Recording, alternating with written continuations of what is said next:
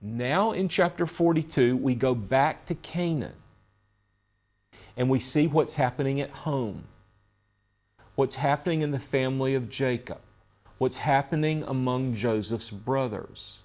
And the thing that's happening is they're getting hungry. They're getting hungry. And so Jacob says, I've heard that they've got plenty of food in Egypt. So if we're gonna keep from starving, you got to go to Egypt and buy some food. Chapter 42. Why are you staring at one another? I have heard that there is grain in Egypt. Go down there and buy some for us from that place so that we may live and not die. Who has salvation? Joseph. But they don't know it. Then 10 brothers of Joseph went down to buy grain from Egypt. Jacob did not send Joseph's brother Benjamin with his brothers, for he said, I'm afraid that harm may befall him. You see, Benjamin is the son of Rachel. And Benjamin is the son who was born when Jacob was older. Jacob did have 2 sons of Rachel, the wife whom he loved. Now he only has one, he thinks, and that is Benjamin. So he doesn't want Benjamin going off to a far country. My youngest child flew to Brazil this week. I'm very concerned about her because it's a dangerous country. Jacob is concerned about Benjamin, so he won't let him go on a dangerous journey. You can imagine with all the famine, everybody's poor, nobody has anything, that there are robbers along those roads trying to take food, trying to take money. So the 10 brothers travel. I'm sure they're heavily armed. They probably took servants with them. But Jacob wants Benjamin to stay at home and to stay safe. I'm afraid, he says in verse 4. So they came to buy grain. Now look at this, verse 6, chapter 42, verse 6. Joseph was the ruler over all the land. He was the one who sold to the people of the land. And Joseph, look at verse 6. Genesis 42, verse 6. Joseph's brothers came and bowed down to him with their faces to the ground. What is that? Tell me what that is. Tell me. The fulfillment of the dream. It's the fulfillment of the dream. The dream was true. It took 13 years, but the dream was true. Now, when I was your age, a long time ago, I had a great hero. His name was Bob Dylan. When I went to university, I did not have one picture of Bob Dylan in my room. I had 2. 2 big posters of Bob Dylan. And Bob Dylan made a song in 1966 called Just Like a Woman. And in that song, Just Like a Woman, here's what Bob Dylan said. He said, when we meet again, introduced as friends, please don't let on that you knew me when I was hungry and it was your world. Now, don't worry if you don't really know what that means, because I'm not even sure that Bob Dylan knew what it meant. Nobody really knew what he meant when he was singing. That's one reason we were so interested in him. But it's interesting to me that he describes a situation like this. They meet again. They are hungry. But it's Joseph's world. They don't know who Joseph is, but he knows who they are. And they're bowing down before him. And the original dream, the dream of the sheaves of grain in the field, the dream of the sun and the moon and the stars, is fulfilled in chapter 42, 13 years after he had the dream.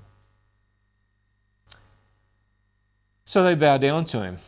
Verse 7 says, when Joseph saw his brothers, he recognized them,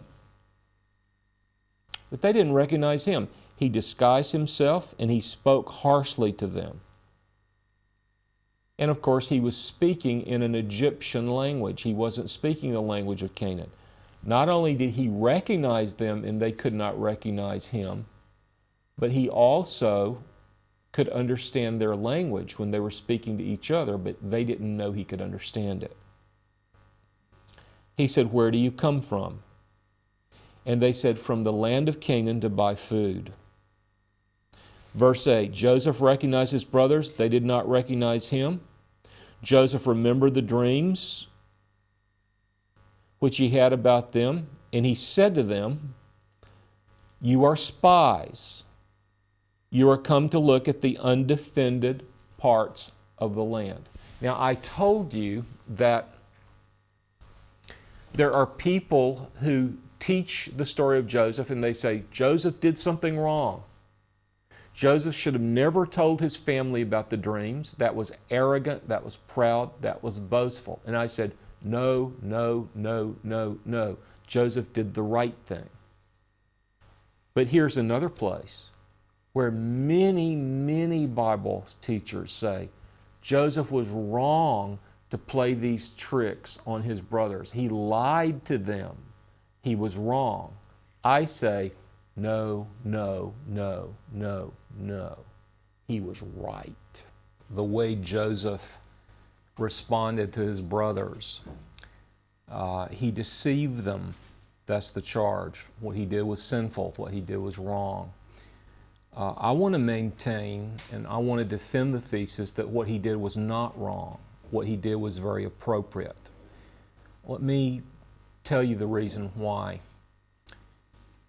There are certain arenas that when we step into those arenas, what would normally be a sin because of deception is not a sin. Let me say that sport and athletics is one of those arenas.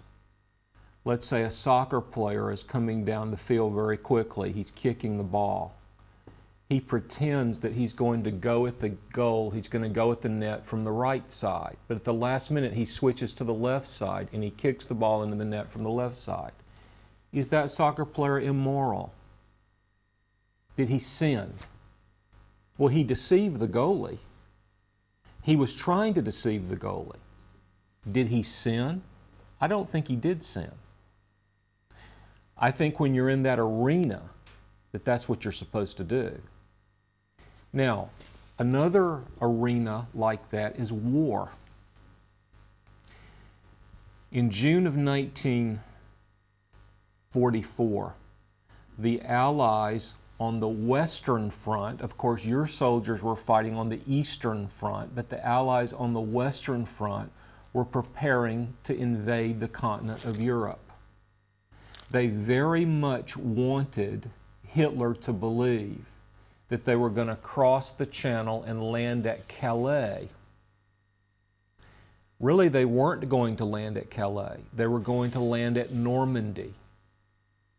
June 6th, 1944.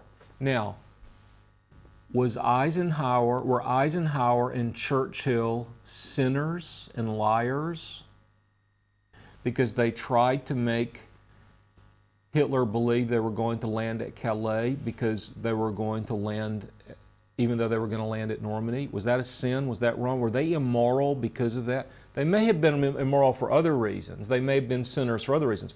But they weren't sinners and immoral because of that. Why?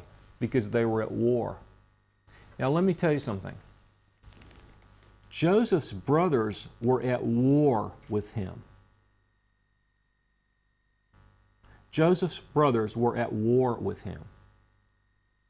And how does he know they've changed? How does he know that Benjamin is really alive? They told his father a lie about him. How does he know they're not telling him a lie about Benjamin? How does he know that his father is still alive? He certainly can't know because they say it. Now, the brothers are still lying to Joseph. How do I know that? You know, there is humor in the Bible. Did you know that? There are things in the Bible that make us laugh. We don't realize it because when we read the Bible, we're not prepared for humor. And when we read the Bible, we don't see the humor. But there's a lot of humor in the Bible. And one of the funniest things in the Bible is in this chapter we're studying. We're studying Genesis 42. In Genesis 42, the brothers of Joseph are explaining to Joseph the situation back at home. Look at what they say in verse 11. They say to Joseph, "We are honest men." That's hilarious. They are honest men? That's really a good one. They're still lying.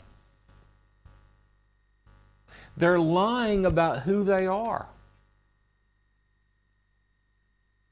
When Joseph says to them, "You are spies, you have come to spy out undefended parts of the land," how does Joseph know that that's not true? According to their character, that could very well be true, because these boys never tell the truth. They never tell the truth. Now, they are at war with Joseph because of what they've done to him. They tried to kill him. They tried to keep him out. Joseph knows he's at war with them, but Joseph's goal in the war is a good goal. Joseph is really on their side, even though they're at war with him. Because you know what Joseph is doing?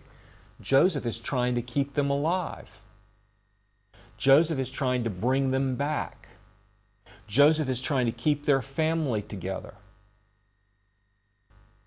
Joseph is trying to redeem them. And Joseph does redeem them. He not only redeems them physically, he redeems them spiritually. And what he does is amazing. It's absolutely amazing. And what he did was of the Lord. The plan that he put into effect did not come from Joseph, it came from God. And what he did was right. By the way, in my opinion, the story of Joseph and his brothers is the greatest story in the history of the world. It's as great as any story in literature. And in contrast to literature, this story really happened. It's a report of true history. Thomas Mann, the great German novelist who won the Nobel Prize in 1950, he also believed it was the greatest story in history, and he actually wrote a series of books about this story called Joseph und seine Brüder, Joseph and his brothers.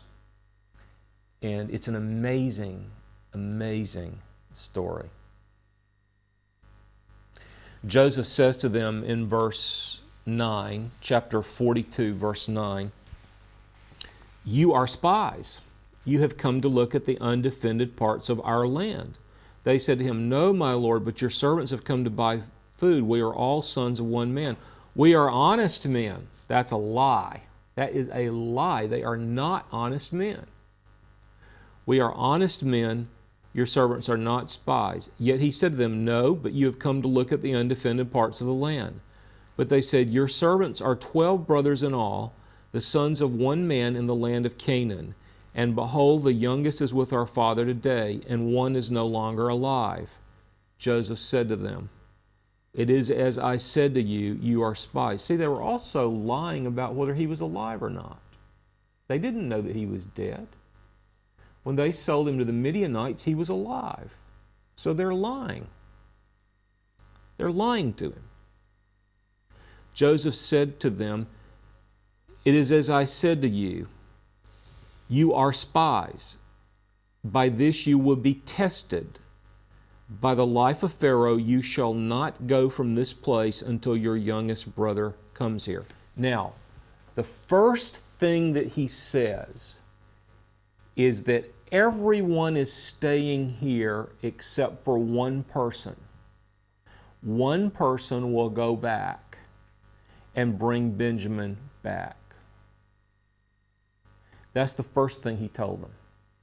The second thing that he told them was that everybody would go back except for one person. Why did he do that? Well, it could be that he just really wanted to scare them and think that all of them were going to stay there except for one person. Or it could be that he changed his mind.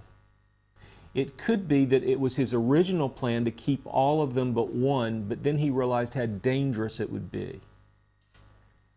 Let's say you have a group of robbers or a group of murderers. They would certainly attack one man, but they may not attack 9 men. So probably Joseph thought, no, it'll be too dangerous, so I will just keep one person. So he keeps his brother Simeon, who is the second born. Simeon is one of the brothers who killed the Shechemites in Genesis 34. First he says in verse 16, send one while you all remain here. And then he put them in prison for 3 days, verse 17. Now on the third day, verse 18, Joseph said to them, do this and live, for I fear God. If you are honest men, let one of your brothers be confined in your prison. But as for the rest of you, go, carry grain for the famine of your households. Bring your youngest brother to me, so your words may be verified and you will not die. And they said to one another, truly we are guilty. Now they're speaking their own language. They don't think he can understand it. Truly we are guilty concerning our brother, because we saw the distress of his soul when he pleaded with us, yet we would not listen. Therefore, this distress has come upon us. Okay, verse 22, Reuben says this to them. Did I not tell you, do not sin against the boy, and you would not listen? Now, the next thing that Reuben says, I don't know how it sounds in Russian, but in English it's very powerful. As a matter of fact, it's one of the most powerful verses in the Old Testament. What Reuben says is, now comes the reckoning for his blood. In other words, we shed his blood. As far as he's concerned, they killed him. They really didn't kill him, but he could have been killed later. They don't know what's happened to him. And what Reuben is saying is, now we're being judged for the blood of our brother. Now comes the judgment. Now comes the payback because of what we did to Joseph. You know, the whole world one day is going to say about Jesus, now comes the reckoning for his blood. Now the whole world will have to account for the blood of Jesus. Joseph's life, Joseph's experience is a picture and a pattern of the career of the Lord Jesus Christ. It takes them 13 years to understand that they've done the wrong thing. And it's not because of their conscience. It's not because they have a tender conscience. It's because of the consequences.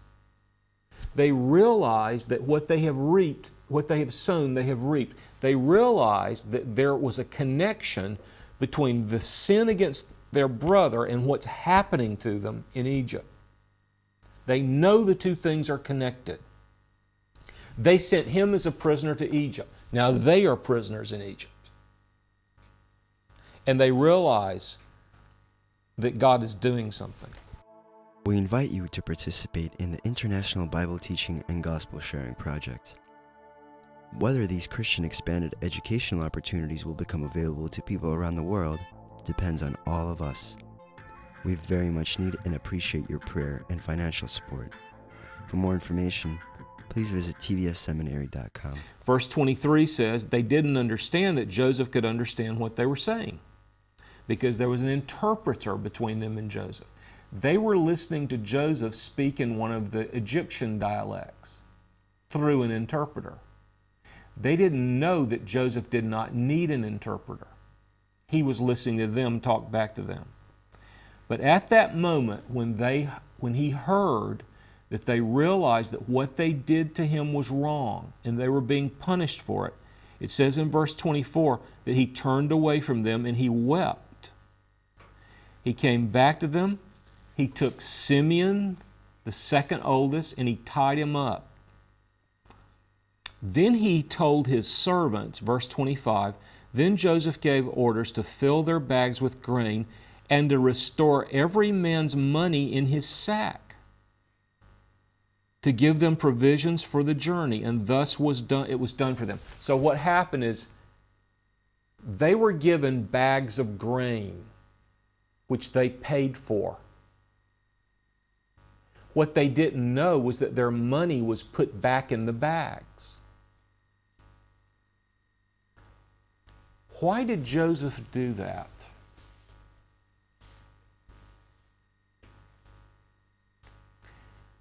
I'll tell you one reason he did it. Redemption is free. Salvation is free. You can't pay for it.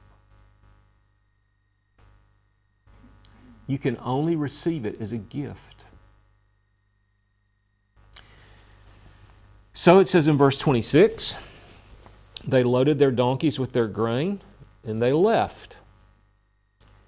And when one of them opened the sack to feed his donkey at the place where they stopped, he saw his money. It was in the sack. Then he said to his brothers, my money's here. It's in my sack. It says their hearts sank.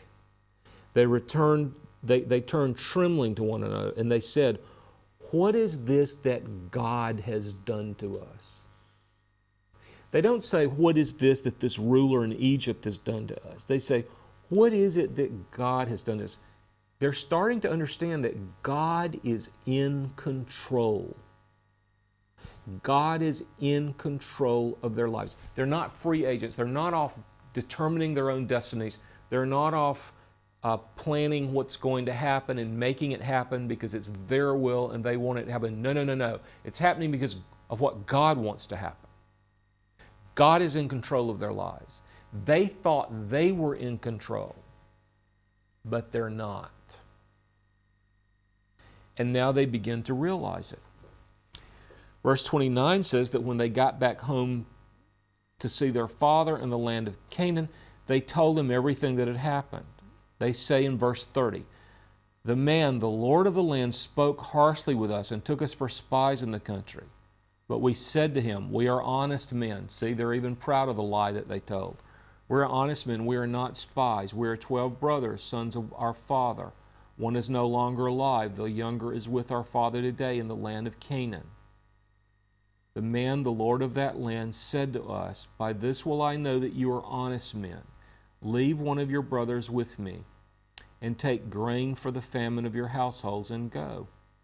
But bring your youngest brother to me, that I may know that you are not spies, but honest men. I will give your brother to you, that you may trade in the land. Then they said, we discovered we still had our money. Verse 36, Jacob said to them, you have bereaved me of my children. Joseph is no more, and Simeon is no more, and now you want to take Benjamin. All these things are against me.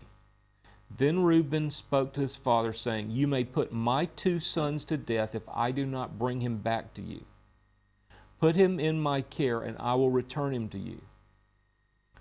Jacob said, my son will not go down with you, for his brother is dead, and he alone is left. In other words, I only had 2 sons from Rachel, and one of them is dead.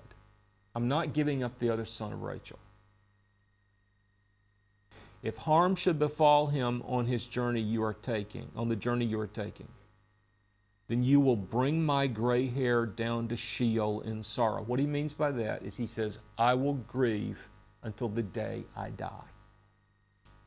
My life will be over, so you're not taking him.